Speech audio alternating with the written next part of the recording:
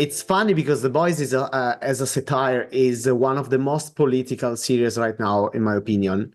And this season is all about propaganda and during an election year. So do you think or hope that the series can influence how the audience perceive politics and media today?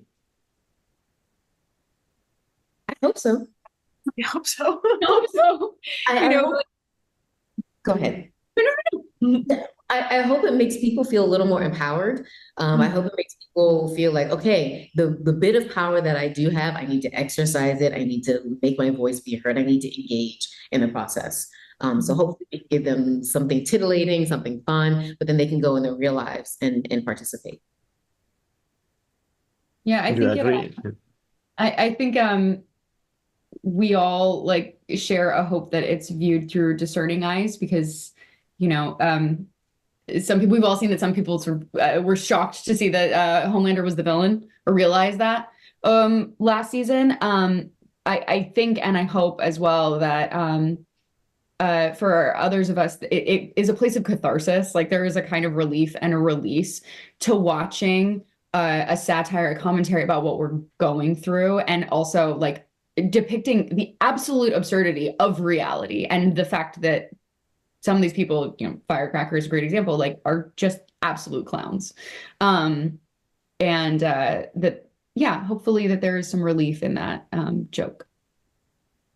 Yeah, and I just mentioned this, but I'll mention it again that like I'm really grateful that this year a part of our press is working with I Am a Voter and getting people out to vote for this year's election. We really need as many people to vote as possible. So we're excited about people being able to take action, you know, after watching the show. That's great. So let's talk about blood and gore.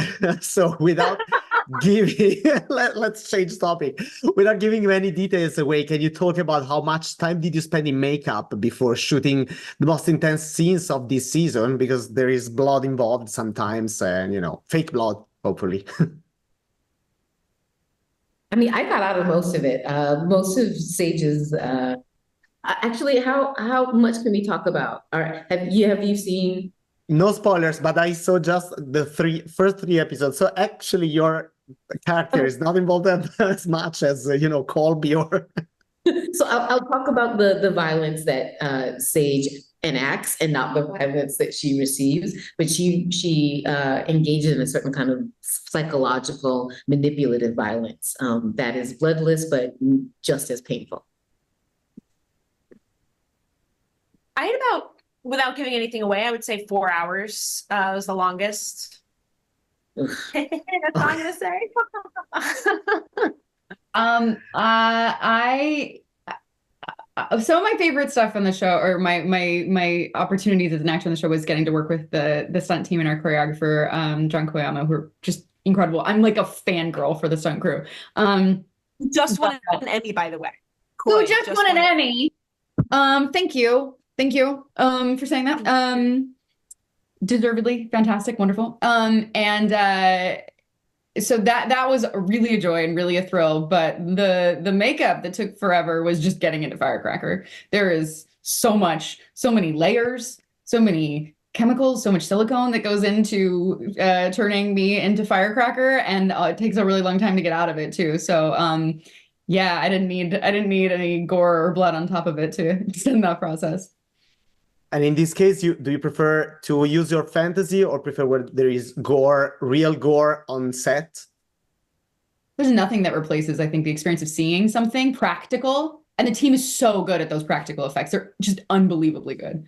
Like sometimes they'll talk about how they get the exact level of viscosity in the blood, like how clear is too clear, how red is too red, how thick is too thick. It's that feeling that you ever get, right? It's so incredible to watch the team work, and then it just makes it even more fun to dive into the pretend when you actually have the chance. Right, and then it's easier to act too. Like I remember season 2, I had to witness